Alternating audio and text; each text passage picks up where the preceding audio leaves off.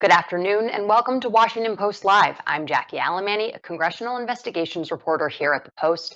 Thanks so much for joining us today for two important conversations about infrastructure investment, new technology, and leadership.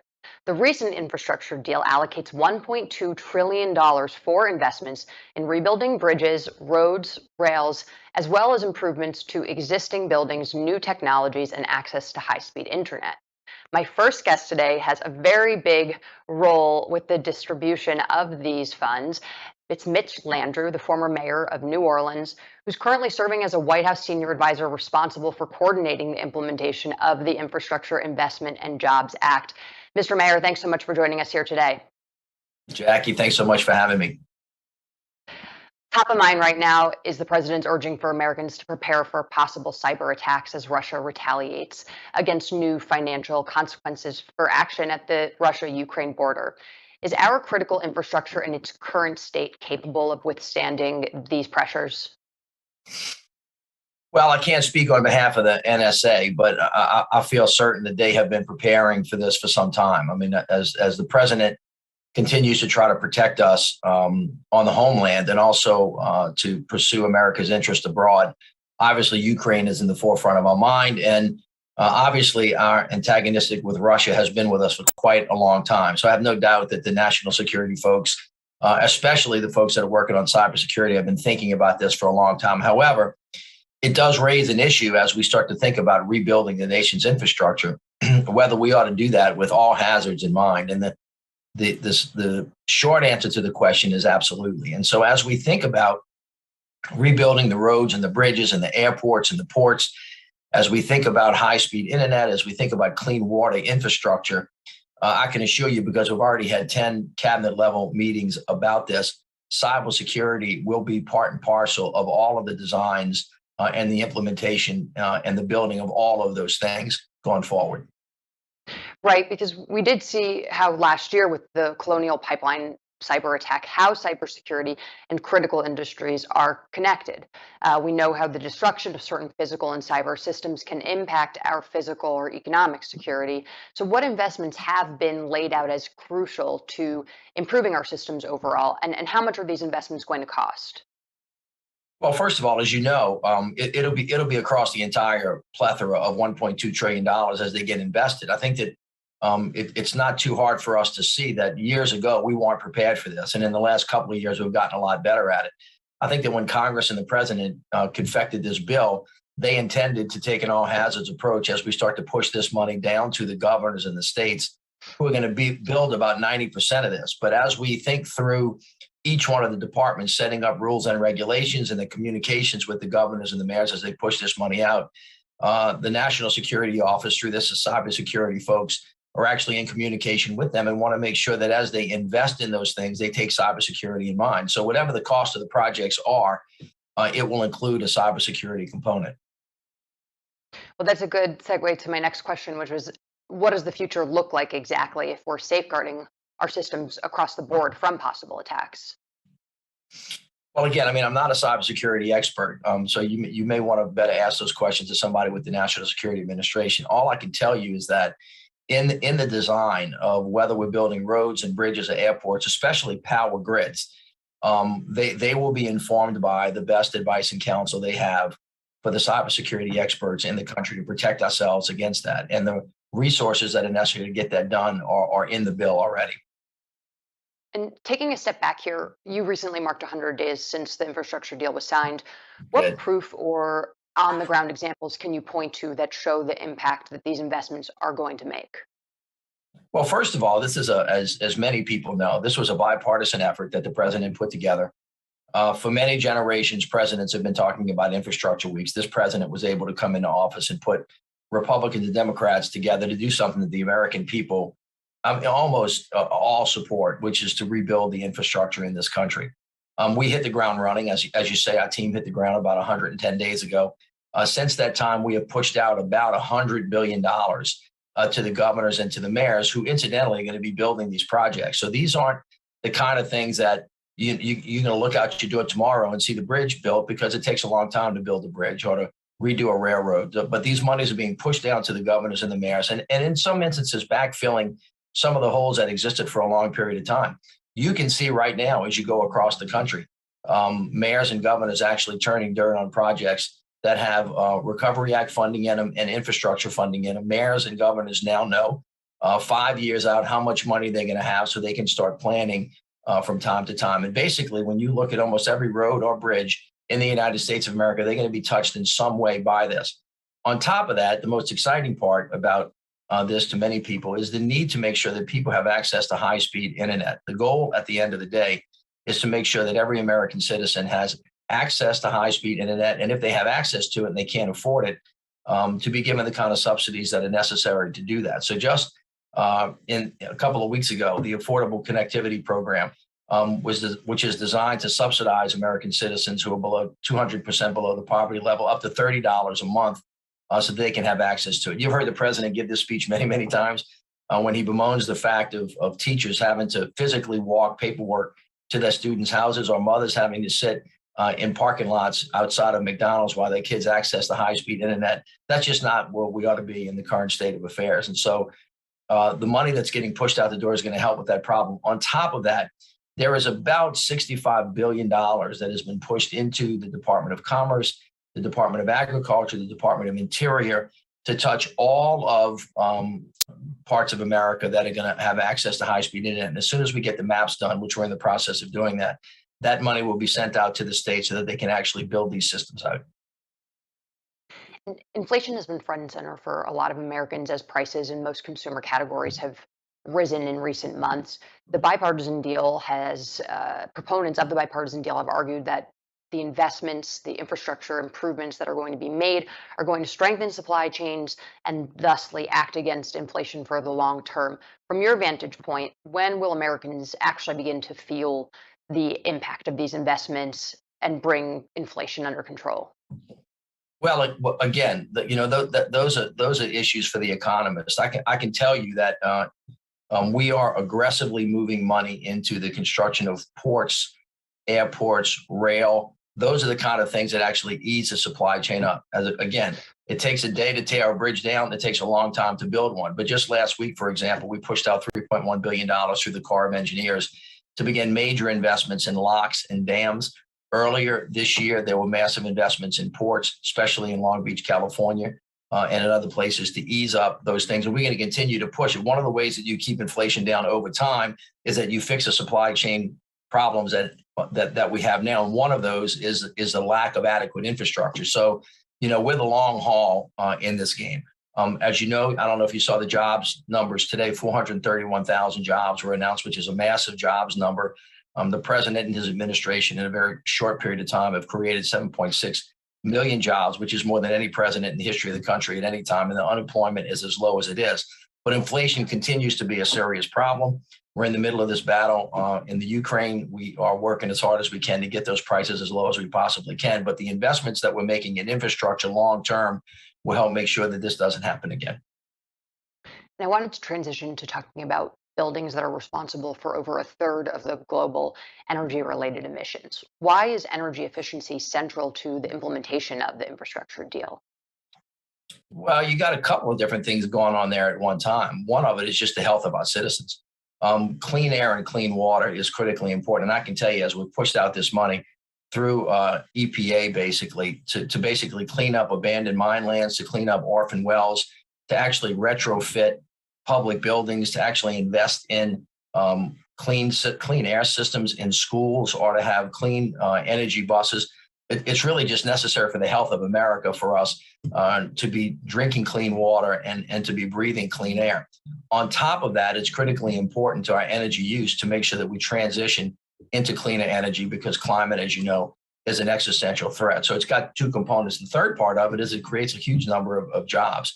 So we're in a really kind of difficult time where we're transitioning from one energy source to a number of other ones. We're seeing the complications right now with the battle in Ukraine, where we actually need more fossil fuels in the short term, but are thinking about how at the same time not to upset the long-term goals. So it's quite a challenge, but it's one I think the country is up to, and the infrastructure bill gives us a really good head start on making that a reality. How are these investments going to ultimately help reduce the cost barriers associated with renewable energy technologies, which can be more costly to implement at the outset, at least. Yes, it's a pay me now, pay me later thing. In our common lives, we know that sometimes if you invest more up front, you have savings on the back end. In order to kind of help ameliorate the cost up front, this is one of the reasons why the president has offered to pass into legislation tax credits. That particular piece hasn't been done. The other way that you do that is the federal government actually makes sure that states and cities have the money they need early on. Now, every state in the nation right now, almost every state in the nation, is doing really wonderfully well with their budgets. And hopefully they're going to spend this money wisely to buy down the cost long term of using it. But once you get past the initial cost, I think everybody's going to find out over time that new energy options are going to be cheaper to use. They're going to be better for the environment. They're going to be better for our health, and they're going to be better for our safety. And you already touched upon this, but I want to get a little bit more into the weeds about the work that's being done to make sure that these investments in infrastructure overhauls actually support marginalized communities who might not otherwise be able to afford these technologies. How are you working down to bring down some of the costs of them? Well, one of the things that comes to mind right away is what's called the Affordable Connectivity Program. So if, for example, you live in an area where you have access to fiber optic cable, but you can't afford it, there is actually a subsidy in the bill that pays up to $30 per month per family for high-speed internet. The other thing that we're working really hard to do is talk to the internet service providers to make sure that the private industry actually offers plans at that cost so that the amount of money that people have to pay is de minimis. One of the real focuses of this administration is the idea that you build an economy from the bottom up and the middle out, not the top down, and that when the middle and the bottom are doing really, really well, wealthy people actually do better. So this is not just a matter of economic justice, which it is. It's also about an economic theory that this is about economic growth and that nobody should be left behind in America. One of the real challenges that we have in this country is people feel left out. They feel not seen. They don't feel like they have a fair opportunity. And so when we talk about reaching out to communities and we use the word equity, we're talking about everybody. We're talking about white and black and Hispanic and Asian.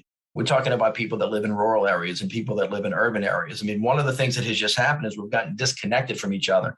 And so as this money gets pushed down through the different federal agencies, to the governors, to the mayors, to the tribal communities, we're really trying to encourage them to not just do the same old okie doke, to really reach out and touch those people. So whether you're sitting on a porch in Dogpatch, Kentucky, whether you're in the hollows of West Virginia, whether you're sitting on the beach in Los Angeles, whether you're in Lower Nine in New Orleans, everybody gets to have a piece of this. If in fact you happen to be in Lowndes County, Georgia, and you're having a huge problem with a sewage system, which I know it's hard for some people in America to understand, but it happens all over the country. We want to make sure that you have access to these dollars as well. And our team is pushing on the governors and the mayors to live this ethos as well. And, we'll follow the work that they do. As I said, this partnership between the state and the local governments is critically important because they're the ones who are going to actually do the building.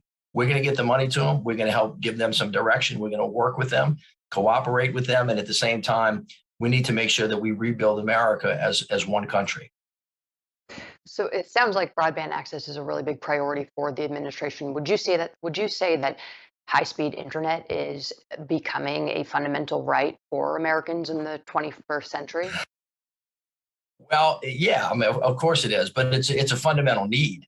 I think, as you know, I was the mayor of New Orleans for 8 years. And before that, I was lieutenant governor of the state during the time that Katrina hit. And one of the things you learn is that when there's a catastrophic event, it stresses the system and it demonstrates where the real holes are. We've seen the same phenomenon with COVID. So when we were all restricted to our homes, it became patently obvious to us, as though we didn't know it before, that if you don't have access to high-speed internet, you just cannot participate in a growing economy. You can't learn. You can't have the benefits of telemedicine. You can't do precision agriculture. You can't do anything with it.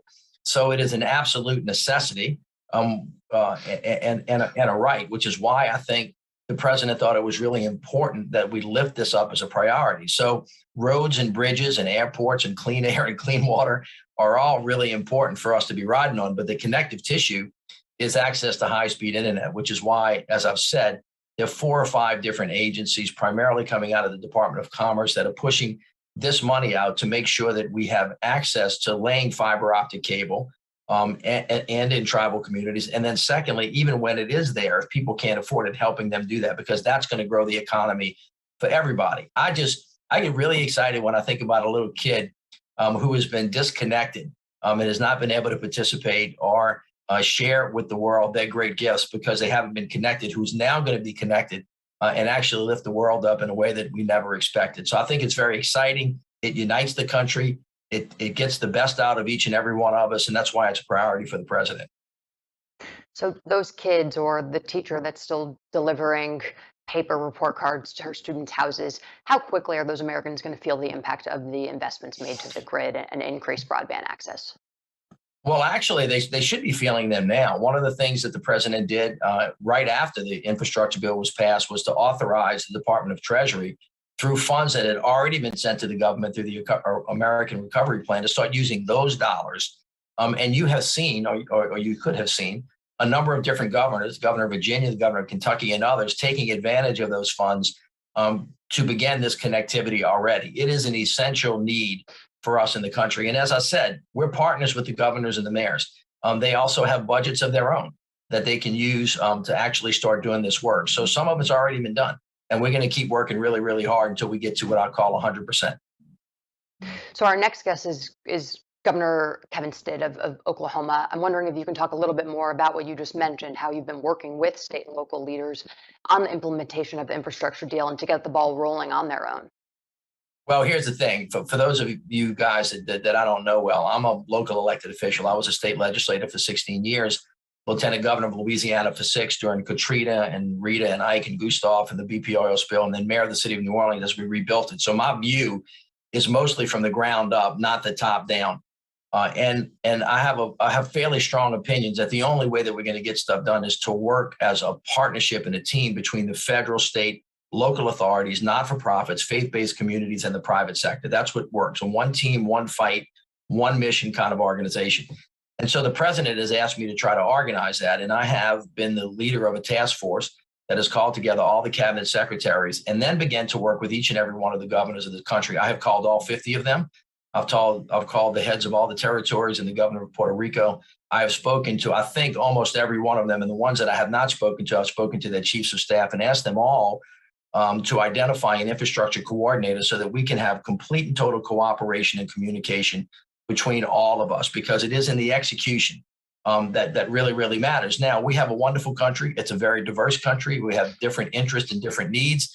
What Oklahoma might need and Governor Stitt might need might be very different from Governor Hochul, who is in New York, or Governor Newsom, who might happen to be in California, or another governor that might be in South Dakota or North Dakota. So we're working with them to understand what their needs are and also what the mission of the president is, and trying to coordinate those activities so we can get this money to the taxpayers as soon as possible. Mitch, we only have time for one more question, so I'm going to try to squeeze 2 into 1. But if there was a city or state that you think has been the most demonstrative of this early on of how to implement the infrastructure deal and impacting local communities, which city or state would that be? And what investment is potentially the most lifestyle altering out of all of the investments being made from the infrastructure deal? You're going to accuse me of giving you a political answer, but I assure you it's not. The truth of the matter is that I have been so excited about the innovation that is crisscrossing across this country, and every one of the governors and mayors have run to this like a moth to the flame. It's really been unbelievable about how exciting all of the programs have been. I can tell you this, the ones that are doing the best are the ones that are coordinating, communicating, collaborating, not only with the federal government and their local governments, but also with their regional partners. That's the stuff that works. Partnership, one team, one fight, one mission. In every place in America where the elected officials and the communities are doing that, they're winning. And it's really exciting to watch. All of these programs actually lay on top of each other. That's why one of them is not necessarily more important than the next. You have to have good roads, good bridges, good air, good water, good sewer systems, access to it so that America can punch higher than her weight and actually realize the hopes and dreams that the American citizens asked us to actually keep in our forefront when the president passed this bill. So I'm thrilled to be involved in it. It's an exciting time. It's a once in a generation opportunity. And I am really thankful that we're taking advantage of it, and we're going to be the better for it. Mitch Landrieu, we're out of time. I want to thank you so much for joining us here today for this conversation. Thanks, Jackie. Appreciate it. I'm going to be back in just a few minutes with our next guest, Governor Kevin Stitt of Oklahoma. Please stay with us. Our tribe has been here since 1908.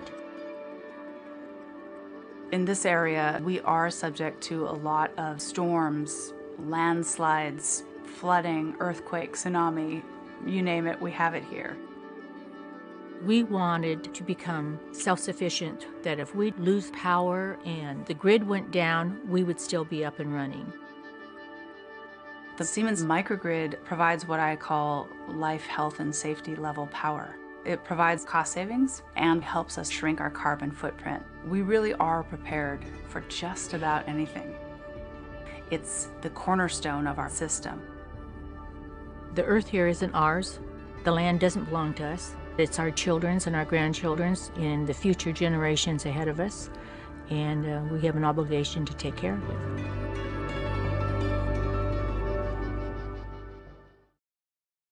Hi, I'm Barbara Humpton, CEO of Siemens USA, and I'm excited to have a few minutes to chat with Gil Quinones, CEO of Commonwealth Edison.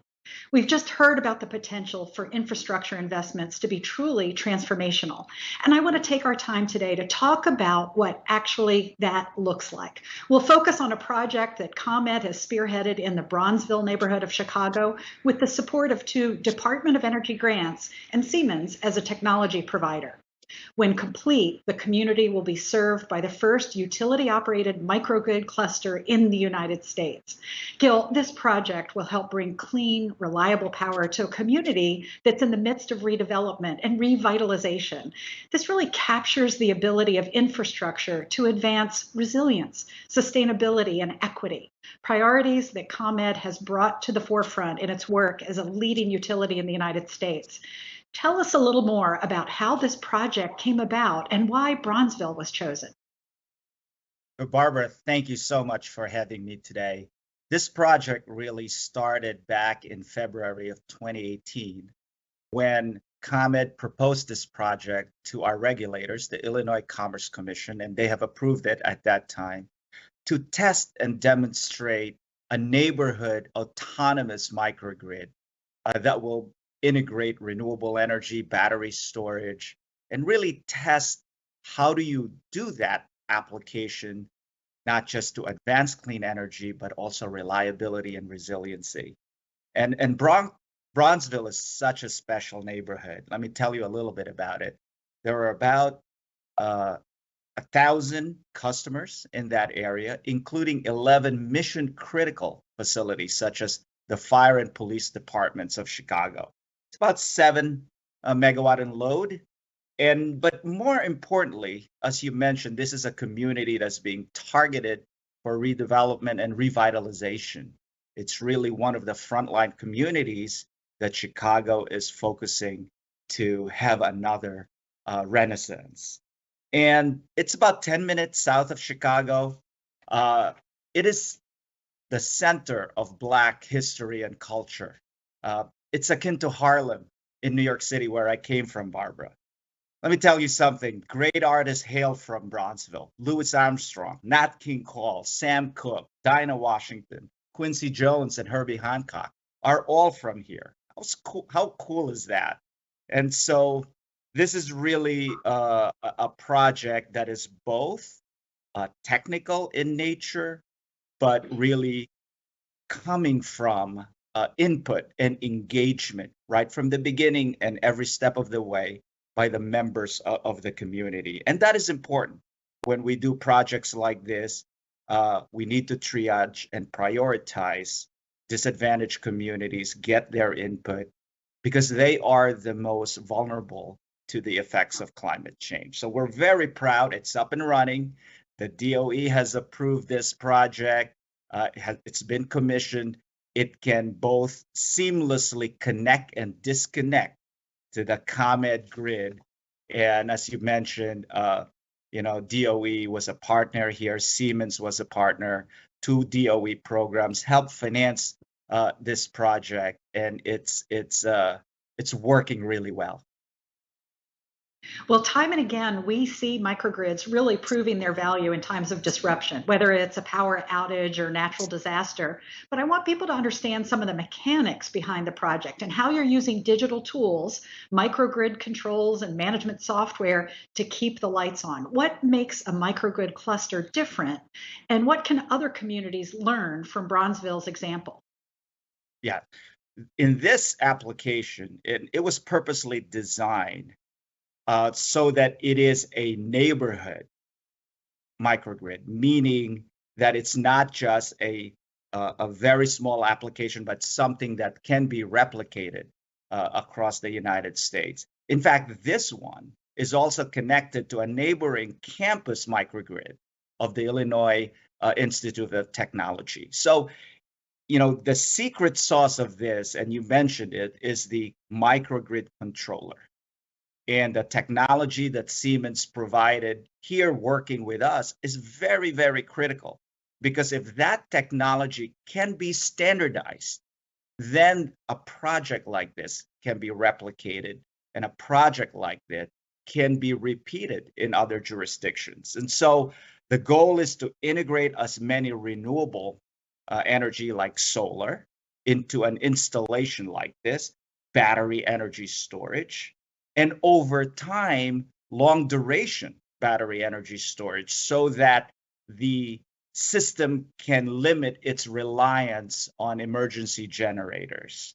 And by doing so, you're really thinking about the emergency generator just like a spare tire, that it will only be needed when the system is really under stress. But most of the time, it is going to be powered by renewable and battery storage. So it's the most important thing about this is that if that technology of microcontroller can be standardized and scaled, this project can then be repeated in jurisdictions across the United States. So the technology that Siemens provided is critical in this project. We really appreciate the partnership with ComEd to drive it. Grid modernization is part of the bipartisan infrastructure law, but achieving it will be a complex process. At the same time, we have technologies available that are really changing the game for what the grid can do and empowering more communities to embark on their own sustainable energy journeys. What will it take for more projects like this to get off the ground? You mentioned the keyword there, partnerships. This is really both a top-down and a bottoms-up partnership. Federal government through DOE provided the grants to be able to demonstrate this technology. It's not very dissimilar to the recently passed infrastructure law. Now there will be a lot more opportunities for the federal government to help local jurisdiction, but it is important that there's also a bottom-up, that the communities, the frontline communities, are engaged and involved every step of the way. And that kind of partnership makes this type of projects happen and will enable for projects like this to be replicable and done in other jurisdictions.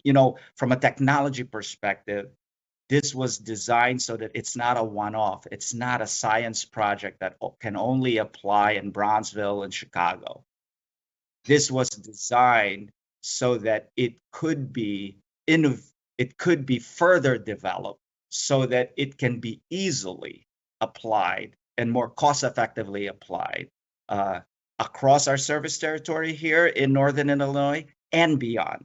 So technology companies like Siemens, companies like us, ComEd, the federal government like DOE, and other solutions provider, and the communities, we all need to work together so that applications like this can be realized for the benefit of communities across not only Northern Illinois, but across the United States. Gil, thank you so much for joining us. And we look forward to seeing how this project continues to showcase what's possible for our energy future. Thank you for having me, Barbara.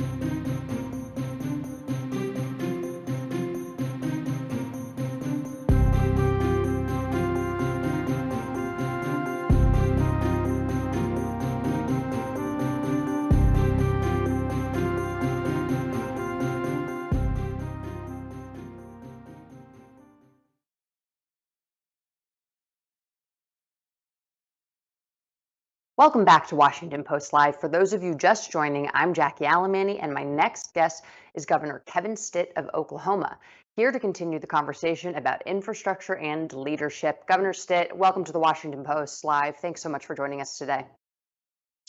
Thank you so much, Jackie. Great to be with you. Okay, let's get right to it. In your State of the State address earlier this year, you said that one of the ways we can make a generational impact is by investing in infrastructure. What are the infrastructure investments that you're prioritizing right now? Well, I lead Oklahoma with a vision to become top 10 in everything that we do. And so part of that is obviously infrastructure. So I rolled out a $13 billion infrastructure package, a lot around safety. Some of our rural highways, we have about 5,000 miles of rural highways without shoulders. So we're kind of focusing on those most dangerous intersections and areas of the state that need those rural shoulders. So infrastructure package is definitely going to help with that. We also have the most inland port, frost-free port in the entire United States, just right outside of Tulsa. And so we're trying to get that deepened to 12 feet. So we've got about $92 million in this infrastructure plan in that. And also we're finishing loops around Oklahoma City, Tulsa. We're widening 6 lanes all the way to Tulsa. So really going to use this broadband as also a huge effort that we have here in Oklahoma. We're 26th right now in connectivity in the country, but trying to improve that and trying to get to top 10 in broadband connectivity across the state. And obviously, as you're well aware, the massive bipartisan infrastructure package was passed last year. What conversations have you had with the Biden administration officials about the funds that are coming your way? Yeah, no matter who's in the White House, it's so important for Oklahoma and really all states to have great relationships with our federal partners. So I instruct all of my cabinet secretaries to quarterly go to Washington, D.C. and meet with our counterparts and have a great relationship, whether it's DHS or if it's infrastructure, it's the Medicaid programs that we operate in our state. So about 40% of the dollars that state government spend, or at least that's the way it is in Oklahoma, come from the federal government. And I just wanted this administration to know that we're willing and able partners to get those dollars on the ground because, the federal government passes those laws. They have all of the resources, but it's really the states that implement and build roads and bridges and schools and hospitals. And so we have to have a great partnership regardless of who's in the White House. Well, and with one of the key points of the infrastructure deal being its emphasis on transportation, how will these investments in roadways and bridge upgrades impact Oklahomans? Well, I mean, I think it provides safety, number one. It also, when I think about infrastructure package, we want to stay ahead of congestion. We have a huge competitive advantage right now on quality of life and commute times. In Oklahoma, Oklahoma City is, I think, the 27th largest city in the country. Commute times are 15 minutes compared to Dallas Fort Worth, where you're probably driving for 30 minutes one way. So we've got some huge competitive advantage. So I've laid out a plan to finish loops around Oklahoma City and Tulsa. But also Amtrak is also another project that we're focused on, connecting from Oklahoma City all the way to Newton, Kansas, which would really allow Dallas Fort Worth to come and be connected to Chicago. It would connect also have direct connection through Amtrak over to the East and West Coast. So there's a little gap right now from Oklahoma City to Newton, Kansas that would really open up. So I've talked to the CEO of Amtrak. We've talked to the Biden administration. I've talked to the governor of Kansas. So we're all on the same page. This needs to be completed. So that's another thing that would benefit the citizens of Oklahoma and also connect Dallas Fort Worth up to the entire network as well. And at the end of last year, the state's Hydrogen Production, Transportation, and Infrastructure Task Force released a report detailing Oklahoma's potential in the form of energy. Talk to us about what potential exists and what this means for the state in the future. Yeah, sure. Well, first off, Oklahoma has an all of the above energy policy. So I've got to brag on Oklahoma for a second. We have been an energy innovator for over 100 years. And, most people, especially people that aren't familiar with Oklahoma, they think of us as just being oil and gas state. And we are so proud of our oil and gas industry. We are number 6 in the country in oil production. We're number 4 in natural gas production. But something that people don't realize, we're also number 2 in wind energy production. Okay. We're one of only 4 states that over 40% of our energy comes from renewables. And that's why Google has their largest data center in the entire world located in Oklahoma. We have some of the cleanest water, cleanest air in the country. We're doing it all without mandates. And we've actually reduced our carbon emissions in Oklahoma by 3 times the national average since 2005, based on President Biden's own metrics and standards. So we're excited about that. And now we're leaning into hydrogen. We're leaning into electric vehicle manufacturing and charging stations. I just signed a memorandum of understanding with John Bel Edwards out of the governor of Louisiana, also Asa Hutchinson, the governor of Arkansas. And so we're making a huge play for one of the 4 hydrogen hubs out of this package to be located here in our area of the country with Arkansas and Louisiana. We also just landed a $700 million project in southern Oklahoma for hydrogen. But as far as green hydrogen, blue hydrogen, Oklahoma will continue to be a leader. And so we're leaning heavily into that with research and development, pipelines. How do you move hydrogen? How is it different? The molecules are a little bit different than moving natural gas. But our research universities, I was just at the University of Tulsa yesterday with their research group and their campus that actually has all the pipelines and are watching and developing exactly how we're going to be developing green and blue hydrogen. And as a leader who has successfully helped spearhead and oversaw the transition to clean and renewable energies in your state, what's your message to other Republican governors who have blamed green and renewable energy for economic and power woes? Well, I think that we all should have an intellectual, honest conversation about a reliable, robust energy grid. And you can look no further than back in February of last year with the polar vortex, when it really hit all through the Midwest, from Texas to the Dakotas, unseasonably cold for an extended period of time. And what was happening was in Oklahoma, for example, the wind turbines were frozen. They were frozen. They were iced over and frozen. We were not getting the energy from wind. At the gas wellhead, we had a disruption for a time period where gas was not flowing to our generation plants. And so coal, which is normally less than 10% in Oklahoma, actually went to about 55% during that 2-week period.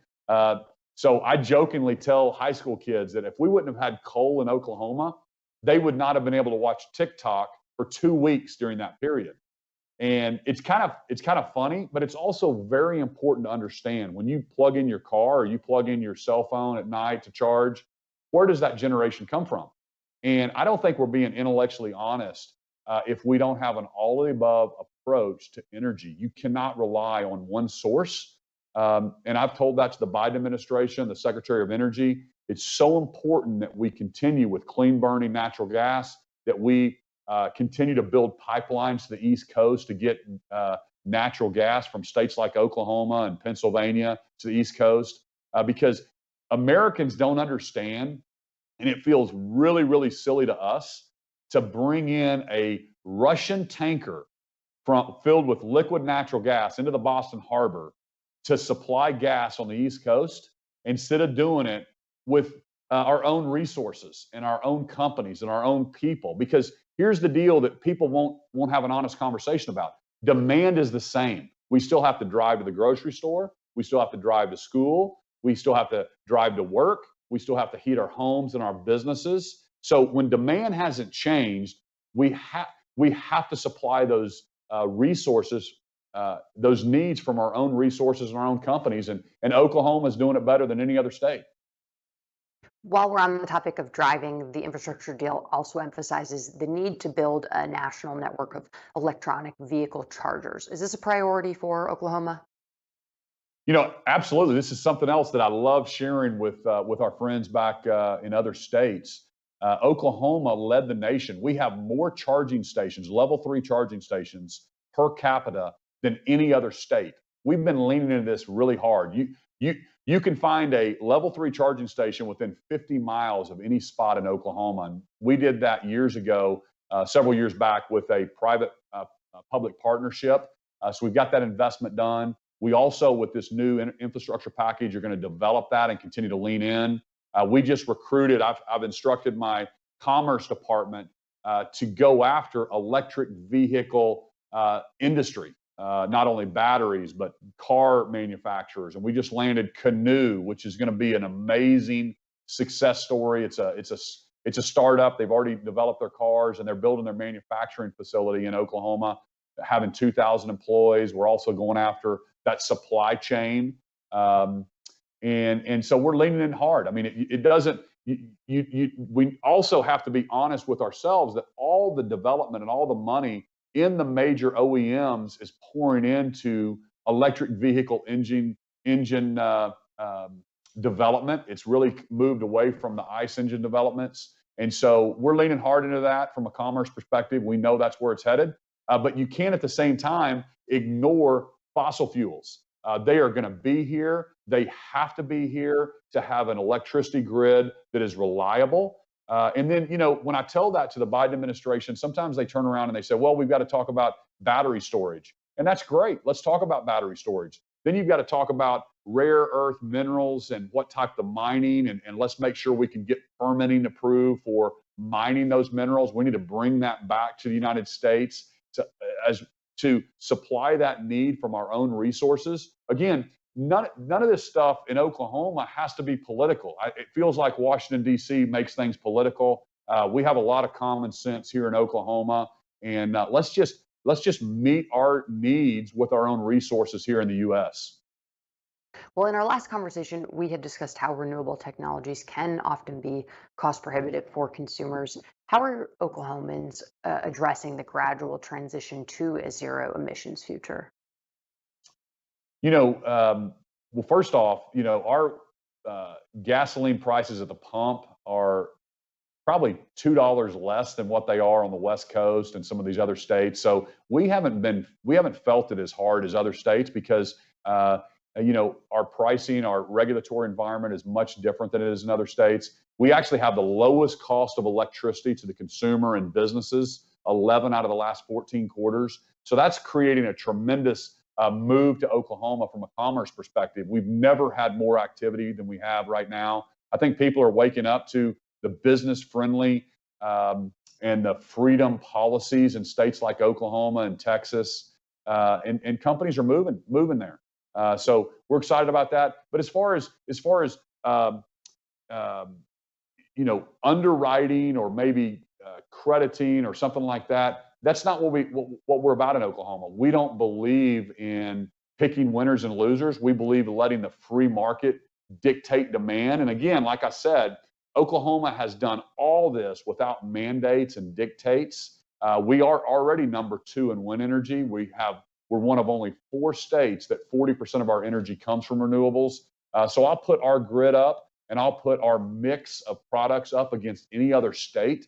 And I'd love to have those conversations with states that are trying to dictate a mandate and stop fossil fuels or stop drilling. They're not being honest with themselves. And you had mentioned earlier one of your goals was to make Oklahoma a top 10 state. What other measures can you tell us about that you're taking to actually reach this goal?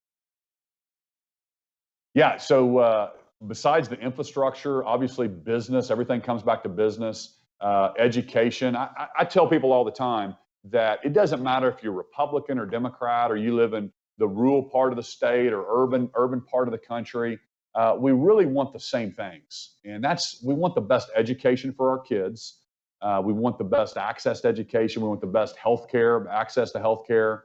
We want the best roads and bridges and infrastructure, and then we want the best economy, wage growth, opportunities for our kids. And so if you focus on those four things and let somebody else play the politics side of it, then you can really move the needle. So as governor of Oklahoma, I run a big service organization, and it's 33,000 state employees. How can we get those dollars on target onto roads and bridges? How can I unlock options for parents and more choice in education, more opportunities in education for parents? How can I align career techs with higher ed and common education K through 12? Because this notion that every kid has to go become an engineer and go to a four-year college, I think is disappointing, and it probably makes those kids that aren't going to college feel somewhat like a second-class citizen. That couldn't be further from the truth. I just met with American Airlines executive yesterday here at the Capitol in Tinker Air Force Base here, that is the largest maintenance and repair facility for the entire Air Force, is located in Oklahoma City. But American Airlines, their largest facility is located in Tulsa, 6,000 employees. And they told me that a starting salary for an A&P mechanic was $75,000 a year. And so it's just so, and that's without a college degree. And then half the people in the C-level suite there at American Airlines started as an A&P mechanic. So just because you start somewhere doesn't mean you can't become the CEO of the company. And so we're trying to tell young people that God has a specific plan and purpose for every single person. And we just have to help, as leaders, help those young people understand what their career path should be, whether it's electrical, plumbing, heat and air, or it's the A&P mechanics. Or we need more engineers as well, and we need more teachers and nurses. And so just we're trying to make sure that every young person has that mentor and that hope and that hope for a better future for themselves. And a lot of that comes back from education. And Governor Stitt, before we wrap up, I want to ask you about a controversial bill that you signed this week into law that says that student athletes are only allowed to play on sports teams matching their biological sex at birth. This makes Oklahoma the fourth state to enact an anti-trans sports ban this year. You said that this levels the playing field. Why is this a specific issue of concern, and why was it important for you to sign this bill into law? Well, for us, it's not controversial at all. And I think for most Americans, it's really not controversial. This is simply protecting women's sports. It is a women's sports protection bill. And I had little 12-year-old girls standing behind me who are playing soccer and have dreams of playing in college. I had 14-year-old girls that are playing volleyball. My own daughter was standing behind me, who's a volleyball player, that have dreams of playing in college and high school. I had OU, University of Oklahoma track athletes that were standing there with me. I had a girl a young lady that had just graduated last year, ran track at OU, and now she works for Northrop Grumman. And she told me, she said, "Governor, I have my job at Northrop Grumman because I went to OU. The reason I was able to even go to OU was because I ran track. And I can't imagine losing my scholarship to something that I can't control, a biological male that's naturally faster than I am, taking my spot." And so we just said, hey, we're going to protect women's sports. Women play with women, girls play with girls, and boys, biological boys, are going to play with boys. To us, it's common sense. Everybody else is making a big deal about it. Oklahomans love it. Well, I just want to ask a quick follow-up. The U.S. CDC estimates that only 1.8% of high school students in the country are transgender, and out of this very small percentage, only 12% of them play on girls' sports teams. So what's your response that this is a bill that to criticisms that this is a bill that isolates and harms transgender youth? If it's not happening, then they don't have anything to worry about. We're just not going to let it happen in Oklahoma. And Governor Stitt, unfortunately, we're all out of time, but thank you so much for joining me here today. Thank you so much. Thanks, Jackie. Thanks again for joining us. To find more about our upcoming programming, please go to WashingtonPost.com. I'm Jackie Alamany. Thanks again.